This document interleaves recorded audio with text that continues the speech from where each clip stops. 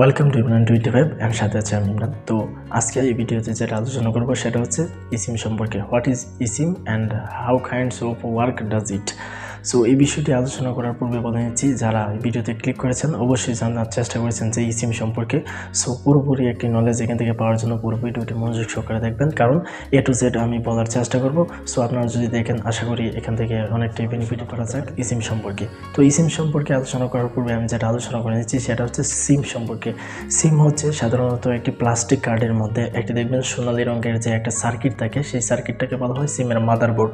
এখানেই কিন্তু phone number বা বিভিন্ন যাবতীয় যে সিমের কার্যাবলী যে বিভিন্ন তথ্য ডিটেলস কিন্তু এই মাদারবোর্ডের মধ্যে সংরক্ষিত অবস্থায় থাকে, যার ফলে কিন্তু আমরা এটাকে ব্যবহার করি। সো প্রথমে যে আমরা সিমটা পেয়েছি সেটা হচ্ছে মিনি সিমের পরে যেটা পেয়েছি মাইক্রোর পরে নেনোর পরে যে আপডেট উই আর গেটিং আমরা যেটা পাচ্ছি সেটা হচ্ছে E-sim হচ্ছে কি, E-sim সম্পর্কে আলোচনা।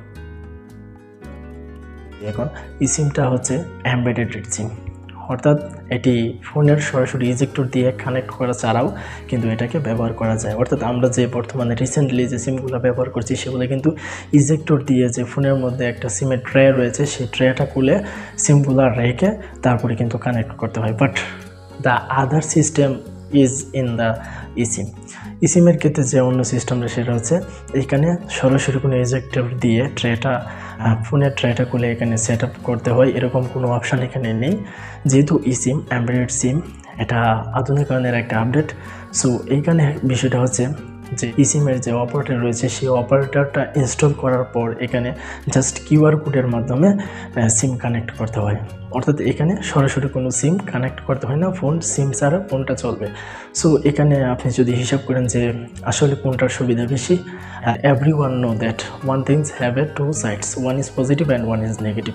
যেহেতু প্রত্যেকটা জিনিসই দুটো দিক রয়েছে, একটি হচ্ছে পজিটিভ একটি নেগেটিভ, সেই জন্য এমবেডেড সিম অর্থাৎ E-simএরও দুইটা দিক রয়েছে, একটা হচ্ছে পজিটিভ একটা নেগেটিভ। তো সুবিধার ক্ষেত্রে যদি E-simএর ক্ষেত্রে আমরা বলতে চাই সেটা হচ্ছে E-sim যেহেতু মানে সরাসরি মোবাইলের ট্রেতে কানেক্ট করে চালাতে হয় না, সেজন্য ফোন সিমটা কোনো সময় খুলে হারানোর যে একটা অপশান থাকে সেটা কিন্তু থাকে না, যেহেতু এটা কিউআর কোডের মাধ্যমে আপনি ব্যবহার করতে পারছেন।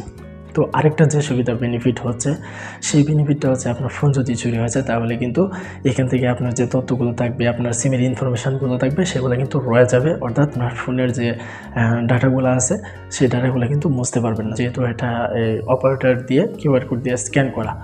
অ্যান্ড অসুবিধার কথা যদি বলতে চাই, অসুবিধা হচ্ছে এটা যেহেতু আপনার ফোনের মাধ্যমে সরাসরি কিউআর কোড দিয়ে স্ক্যান করে কানেক্ট করতে হয়, সেক্ষেত্রে আপনি যদি আপনার ফোনটা অনেক সময় প্রবলেম ফেস করেন, তাহলে আপনি যদি চান যে আপনার এই জরুরি সিমের তথ্যগুলো অন্য সিমে ব্যবহার করতে, সেটা কিন্তু পারবেন না, কারণ এখানে অন্য সিম খুলে যেভাবে আপনি অন্য সিমে কানেক্ট করে ব্যবহার করেন সেই অপশানটা কিন্তু এখানে নেই।